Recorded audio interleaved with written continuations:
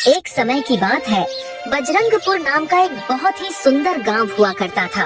उस गांव में मंगेश नाम का एक गरीब आदमी अपने छोटे पुराने झोपड़ी में किसी तरह अकेला रहा करता था।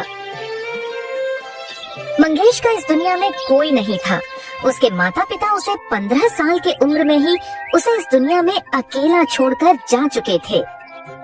उसी समय से मंगेश अपना गुजारा और अपना पेट पालने के लिए गांव के ही होटलों में बर्तन साफ करने का काम किया करता था, जिससे उसके जीने भर का गुजारा हो जाया करता था। इतना ही नहीं, मंगेश अपनी थोड़ी बहुत आमदनी बढ़ाने के लिए अपने छोटे से बारी में थोड़ी बहुत सब्जी उगाता और शाम को बाजार जाकर बेच दिया करता था।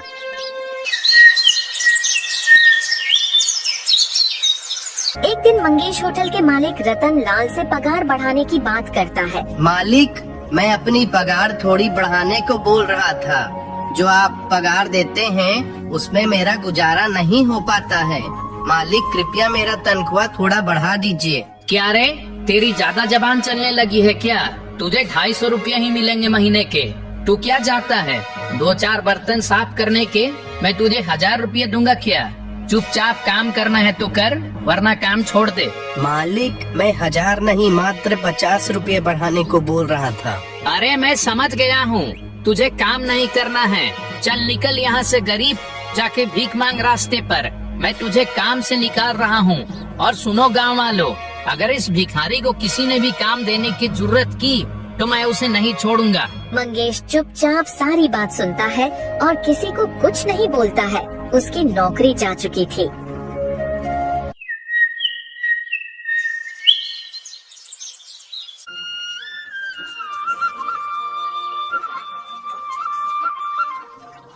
अरे रवि भाई, मुझे 1 किलो चावल दे दो।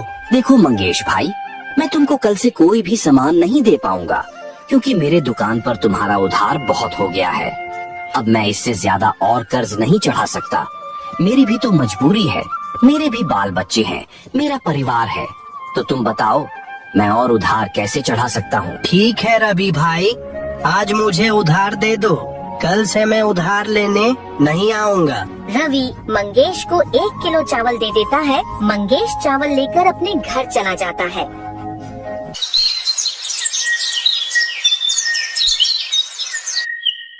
ऐसे ही देखते 2-3 दिन बीत जाते हैं। आज तो खाने के लिए भी कुछ नहीं है। क्या करूं? रवि भाई के दुकान में भी कितना कर्जा हो गया है। वह तो अब मुझे एक दाना भी उधार नहीं देगा। क्या करूं? हाँ, जंगल जाता हूँ, वहाँ कुछ खाने को मिल जाएगा तो वही खाकर आज का दिन गुजारा कर लूंगा। इतना कहकर मंगेश जंगल की तरफ निकल पड़ता है।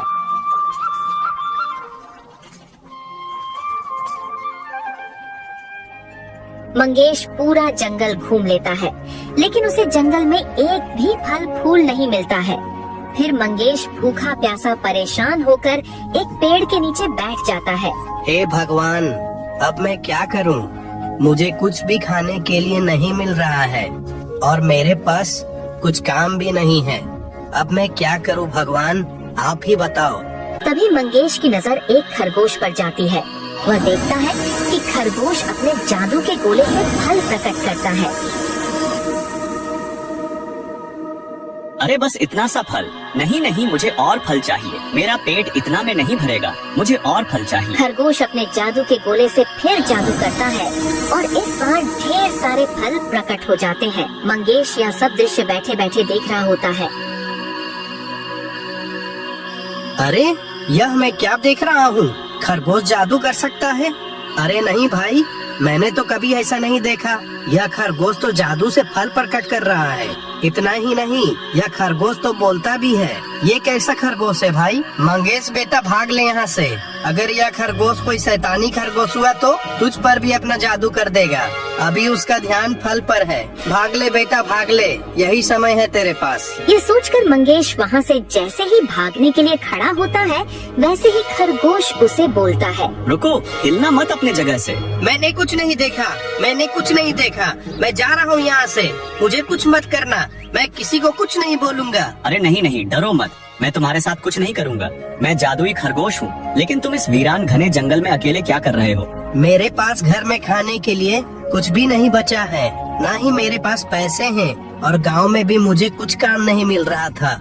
इसलिए मैंने सोचा कि जंगल जाकर कुछ फल फूल खाकर आज का गुजारा कर लूंगा। बस इतनी सी बात है, तुम रुको। फिर खरगोश अपने जादू से ढेर सारे ताज़ा ताज़ा फल प्रकट कर देता है। यह लो मेरे प्रिय दोस्त, यह सारे फल तुम अपने घर ले जा सकते हो, और तुम्हें जो भी चीज की जरूरत हो वह तुम मुझे बताओ। मैं तुम्हारी सारी इच्छा पूरी कर सकता हूँ। धन्यवाद मेरे दोस्त। मैं अकेला हूँ, मेरा कोई दोस्त नहीं है, और ना ही कोई मेरा परिवार में से है। मैं अपने घर में अकेला ही रहता हूँ। क्या तुम मेरे दोस्त बनोगे? दोस्त, मुझे तुम्हारे बारे में सब पता है। दरअसल मैं भी तुम्हारे ही तरह बिल्कुल अकेला हूँ। मुझे भी एक मित्र की आवश्यकता है। अगर तुम मेरे मित्र बनोगे तो मुझे बहुत खुशी होगी।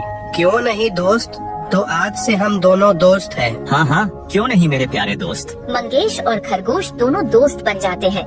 फिर मंगेश खरगोश को अपने घर ले जाता है।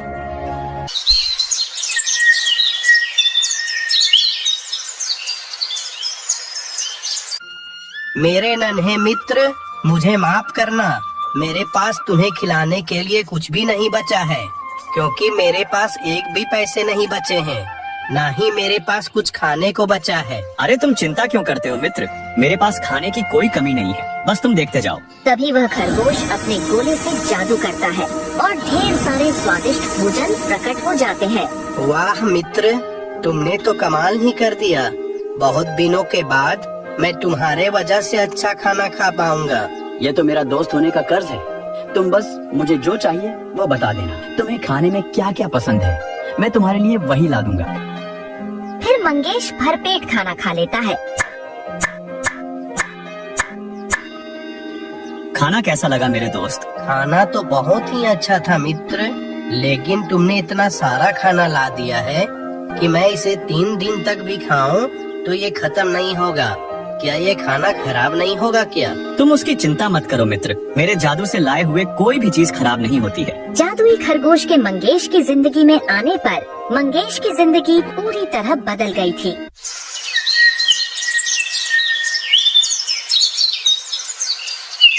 धीरे धीरे मंगेश जादुई खरगोश के मदद से बहुत अमीर हो जाता है। मंगेश एक नया बंगला खरीद लेता है।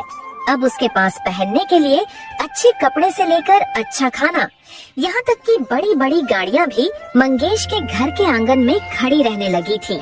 इसी बीच मंगेश अपना एक व्यापार भी शुरू कर लेता है और दुकान में जब भी कोई भी चीज की कमी होती तो खरगोश अपने जादू से उसे पूरा कर देता।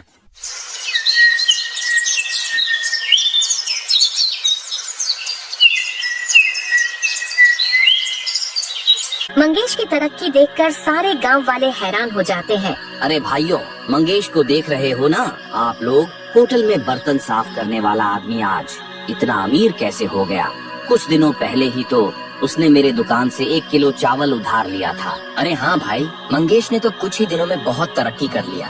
कुछ दिन पहले ही तो वो मेरे पास 50 रुपए उधार मांगने आया था। जो भी बातें गांव वाले के बीच हो रही थी, वो सारी बातें रतनलाल चुपचाप सुनता है और मन ही मन सोचता है, इस मंगेश के बच्चे के पास इतना पैसा कहाँ से आया? कुछ दिनों पहले ही तो मैंने उसे काम से निकाला था। मंगेश के तो कुछ दिनों पहले ही खाने के लाले पड़े हुए थे। पूरा गांव तो उसे कर्जा वापस मांगता था। आज वह इतना बड़ा सेठ कैसे बन गया? जरूर दाल में कुछ काला है। पता करना पड़ेगा रतनलाल, पता करना पड़ेगा। इस मंगेश के बच्चे को तो मैं छोड़ूंगा नहीं। दरअसल रतनलाल मंगेश की तरक्की से बहुत जल रहा था। अगले दिन रतनलाल चुपचाप मंगेश के बंगले की खिड़की से झांककर सारी बातें सुनने लगता है। मेरे मित्र, ये लो तुम्हारा पसंदीदा खाना। अरे मेरे मित्र, यह तो मेरा पसंदीदा लड्डू है। हाँ मित्र, तुमने मेरी सारी इच्छा पूरी की है और वक्त आ गया है कि मैं भी तुम्हारी इच्छा पूरी करूं। मैं तुम्हारी तरह जादू तो नहीं कर सकता, लेकिन ऐसे तो जरूर तुम्हारी इच्छा पूरी कर सकता हूं। तुमने मेरे लिए जितना किया है उतना ही काफी है मेरे दोस्त। खरगोश को बोलता देख रतनलाल हैरान हो जाता है और साथ ही साथ दोनों की पूरी बात साफ साफ सुन लेता है। अच्छा, तो ये बात है। ये सब करामत इस बोलने वाले जादुई खरगोश का देन है। इसी चिरकुट की वजह से आज मंगेश माला माल होता जा रहा है। रुक मंगेश, तुझे मैं बताता हूँ। रतनलाल रात होने तक का इंतजार करता है।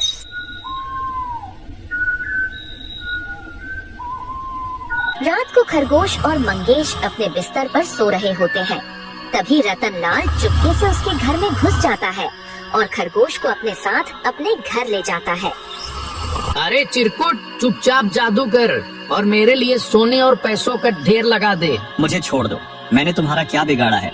ना ही मैं तुम्हारे लिए कोई मैं जादू करूँगा। अरे क्या देख रहा है? तुझे अपनी जान प्यारी नहीं है क्या? चुपचाप जादू कर वरना तुझे नहीं छोड़ूंगा। नहीं नहीं, मैं जादू नहीं करूँगा। मेरा जादू सिर्फ अच्छे लोगों के लिए है। तुम बुरे हो और बहुत ही ज्यादा लालची हो और साथ ही साथ बुरे इंसान हो। तुम किसी प्राणी की जान लेने के बारे में कैसे सोच सकते हो? तू अपना बकवास बंद कर चिरकुट और चुपचाप जादू कर। रतनलाल के कई बार बोलने पर भी खरगोश नहीं मानता है, इसलिए रतनलाल खरगोश को मार देता है। तू मेरे लिए जादू नहीं कर रहा था ना? मैं देखता हूँ तू मंगेश के लिए कैसे जादू करता है। उधर जब सुबह हुई तो मंगेश खरगोश को अपने पास न देखकर बहुत ही ज्यादा परेशान हो जाता है और खरगोश को पूरे घर में ढूंढने लगता है। अरे मित्र, कहाँ हो तुम? कहाँ हो तुम? किधर हो? मेरे पास आ जाओ। कहाँ हो तुम मेरे साथ मजाक कर रहे हो तो आ जाओ मेरे पास। मैं हार गया हूँ तुमसे। कहाँ हो? कहाँ हो मेरे मित्र? जल्दी आ जाओ मेरे पास। कहाँ हो? कहाँ हो मेरे मित्र? लेकिन उसे कहीं से भी कोई उत्तर नहीं मिलता है। यहाँ तक कि मंगेश उसे पूरे बंगले में ढूंढता है, लेकिन उसे खरगोश का कहीं से भी कुछ पता नहीं चलता है। मंगेश बहुत ही ज्यादा परेशान और दुखी हो जाता है और वह निर्णय करता है कि खरगोश को ढूंढने वह उसी घने जंगल में जाएगा जहाँ से वह उसे लाया था। यह सोचकर वह उसी रास्ते से घने जंगल की ओर जंगल जाने लगता है और कुछ समय बाद उसी जगह पहुँच जाता है। अरे मेरे मित्र, कहाँ हो? मेरे पास आ जाओ। कहाँ हो मेरे मित्र? सारी की सारी मेरी ही गलती है।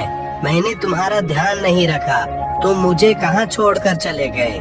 आ जाओ मेरे मित्र, मेरे पास आ जाओ। मंगेश खुद से बातें कर ही रहा होता है कि तभी वहाँ पर एक बाबा जादू से प्रकट होते हैं और मंगेश से कहते हैं, तुम कौन हो वत्स? और इस घने वीरान जंगल के बीच में किसे ढूंढ रहे हो? आप कौन हो? मैं तो अपने मित्र को ढूंढ रहा हूँ। बेटा, मैं तुम्हारी परीक्षा ले रहा था। मैं जानता हूँ तुम इस जंगल में क्या करने आए हो। तुम अपने दोस्त खरगोश को खोज रहे हो ना? हाँ बाबा, हाँ, आप सही बोल रहे हो। मैं तो अपने दोस्त खरगोश को ही ढूंढ रहा हूँ। बेटा, उस खरगोश को मैंने ही तुम्हारे लिए भेजा था, तुम्हारी मदद करने के लिए। लेकिन उस दुष्ट रतनलाल ने चुपचाप रात को तुम्हारे घर से चुराकर अपने घर में लेकर उसे डरा धमकाकर उसे जान से मार दिया। मेरे दूध को मारने का बदला मैं उससे अवश्य लूंगा। यह सुनकर मंगेश बहुत दुखी हो जाता है और बोलता है, बाबा जी, क्या आप मेरे मित्र को वापस नहीं ला सकते हो क्या? कृपया आप मुझे मेरा मित्र लौटा दें। मैं आपका जीवन भर आभारी रहूंगा। अच्छा ठीक है बेटा, तुम इतना बोल रहे हो तो ये लो तुम्हारा मित्र। फिर बाबा जी अपना जादू करते हैं और खरगोश प्रकट हो जाता है। मंगेश अपने मित्र को वापस जिंदा देखकर बहुत ही ज्यादा खुश हो जाता है और कहता है, अरे मेरे मित्र, कैसे हो तुम? दोनों के बीच बातचीत होने लगती है। तभी बाबा जी गायब हो जाते हैं और मंगेश और खरगोश खुशी खुशी अपने घर चले जाते हैं।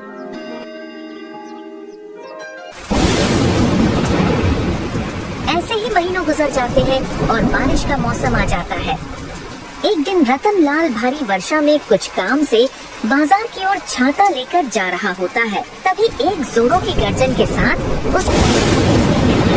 और उसकी वहीं पर अकाल मृत्यु हो जाती है।